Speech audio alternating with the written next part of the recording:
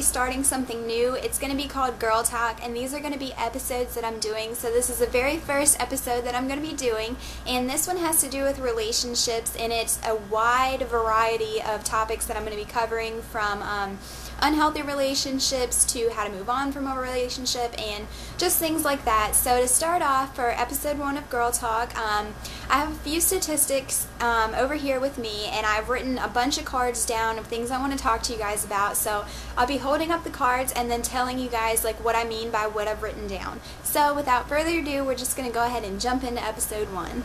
This time you save me. Maybe I can feel myself giving up.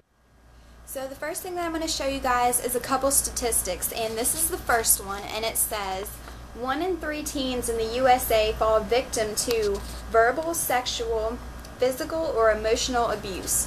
1 in 3 people. So think of your friends. You probably have around like 5 or 6 really good friends. 1 in 3 people. That's 1 out of every 3 people is affected by some kind of abuse. That's a really horrible statistic, and this is just for teenagers. This isn't the adult statistic, this is the teenager statistic, so that's really, really bad. The next statistic that I have is 1 in 5 million high school students in the USA experience physical abuse from a partner in 1 year. This is the statistic for 1 year's period of time. 1.5 million teenagers are affected by this in 1 year. That to me is pretty outrageous. So now that I've shared those statistics with you guys, I wanted to go ahead and jump into what is an unhealthy relationship. And so I also have a few cards for this as well. So again, I'll be holding them up and telling you guys what I mean by them. So the first sign of an unhealthy relationship is he lies to you. And what I mean by that is he says he's one place, but he's really somewhere else. He lies and says that he's with someone that he's really not with, and he says that he's doing something that he's really not doing. Lying in a relationship is really bad. That damages trust in a relationship, and as many of you guys probably already have figured out from life experiences, trust is a major thing in a relationship. If you don't have trust in a relationship, you pretty much don't have a relationship. So when he lies to you, that's really, really bad. The next sign that your relationship is unhealthy is if he puts you down.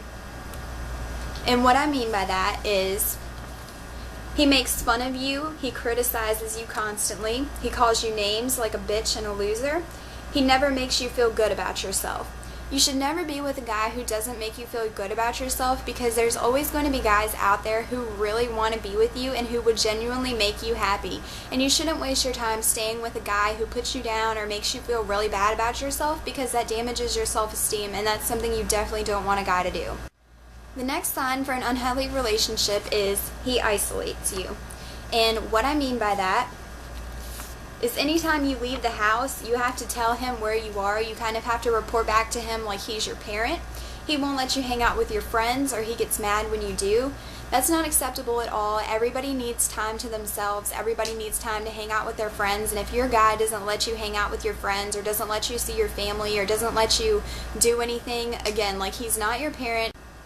So one of the last signs that I've written down for if you are in an unhealthy relationship is he doesn't respect you. And there is a lot of ways a guy cannot respect you. These are just a few that I thought of. So he laughs at your feelings and he treats you like a joke. That's definitely not okay. Your guy should be like your main support system besides like your best friends, and he should definitely understand your feelings and get where you're coming from, and he should never laugh at you for the way that you feel, because you can't help the way that you feel. So now I've written down a few reasons why people stay in abusive relationships. So they are fear, and by fear I mean they could be afraid of losing that person, they could be afraid of leaving them, just there's a lot of stuff.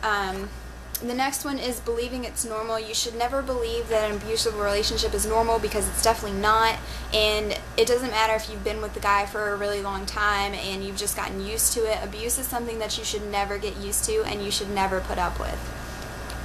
So the next one is embarrassment. That could be if you've been in a relationship for a really long time and you don't want to break up with him because you think like your friends are going to judge you or anything like that. Like, never be embarrassed to leave someone who treats you like crap.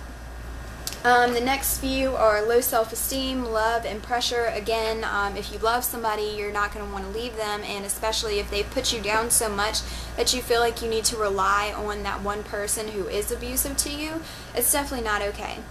So, like I say, I'm always here for you guys. If you ever want to talk, I'm always here to listen. But if you don't want to talk to me and you just feel like your relationship has gotten so bad and you just really need someone to talk to, I've written this down for you. This is the loveisrespect.org's hotline that you can call and talk to them anytime. It's totally free.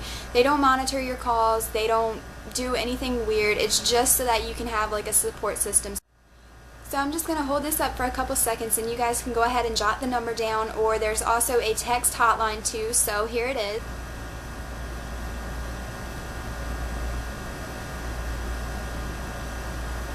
So now that I've done all of the signs on how a relationship is not healthy, I'm going to go ahead and share with you some ways that you can leave and move on and actually feel good about yourself. Ways to move on. The first one says stay as busy as possible, and that can mean going out to movies with friends, helping your mom cook dinner, just whatever. You gotta stay busy as possible, because if you are alone and you're just thinking about your breakup and everything, chances are you're gonna text the guy and you're gonna want to get back with him. The next one says have a support system. That just means have somebody to talk to, whether it's your best friend, whether it's that hotline I showed you guys. Just definitely let your feelings out. Explain to somebody how you're feeling, because it's never good to bury your feelings deep inside.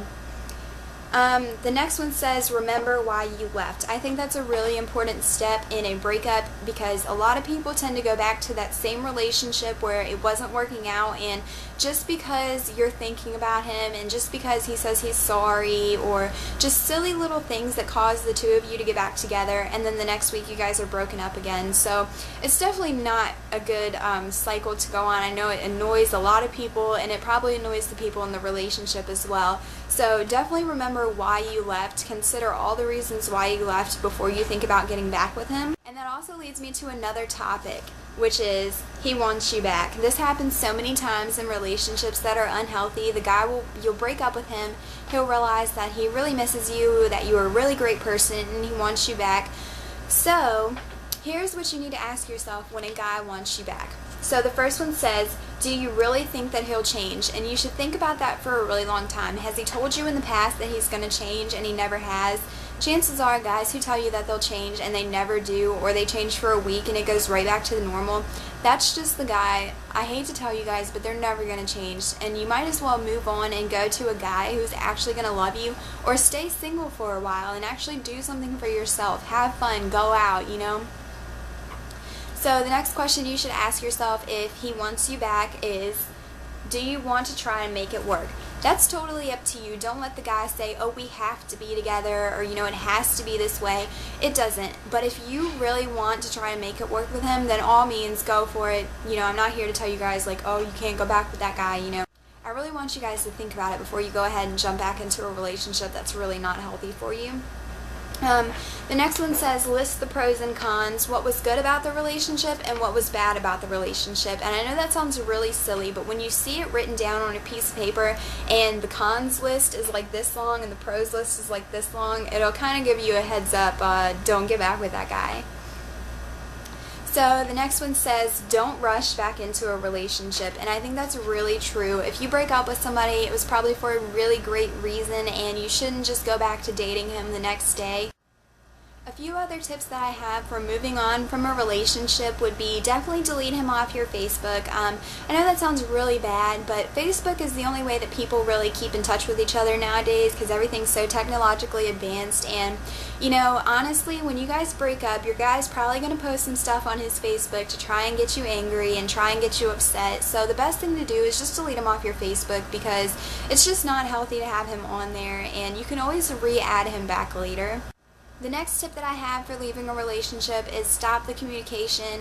This doesn't have to last very long, probably like a week or so, but you should definitely have time to yourself to realize what you're feeling inside and really learn how to deal with the loss, because it is technically like a grieving process when you break up with somebody, and it's okay to grieve. Like, it's okay to miss that person, it's okay to feel angry, it's okay to feel upset, but to talk to them about these kind of feelings, especially when you guys have just broken up. It's probably not going to be a good idea because it's still probably a really touchy and sensitive subject between the two of you.